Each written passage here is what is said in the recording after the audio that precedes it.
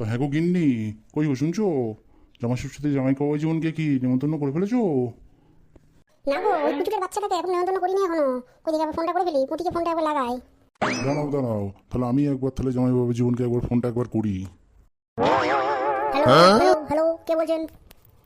হ্যাঁ হ্যালো, আমি গো বাবা, তোমার মাতাল শ্বশুর বলছি আমি। হ্যাঁ বলো তো বাবা, বলুন। ভালো আছেন? হ্যাঁ, মা ভালো আছে তো? হ্যাঁ বুক ছিল জামাই, আমরা সবাই ভালো আছি। তা কালকে তো জামাই ষষ্ঠী, গন্ডা পিন্ডে কিছুটা গিলতে এসো না শ্বশুর বাড়িতে। হ্যাঁ বলো তো শ্বশুর, আপনাদের ঘুমতে ওরা লাগিয়ে দেখুন আমি পৌঁছে গেছি শ্বশুর বাড়িতে। এদিন আপনাকে কোনো চিন্তা করতে হবে না। হ্যালো হ্যালো হ্যালো হ্যালো, যা বোধহয় ফোনটা বোধহয় কেটে গেল রে। বলো তো শ্বশুর, ফোনটা মনে হয় কেটে গেল। কোথায় গেল গো পুটি? কই গো পুটি? একটা বিরাট সুসংবাদ আছে, একবার কোথায় গেল গো? শুনতে পাচ্ছ?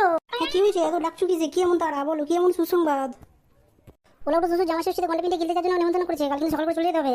কাল দিলে কিন্তু সকাল করে জল খাবার করে দেবো নাকি? সকাল করে বেরিয়ে যাবে তুমি?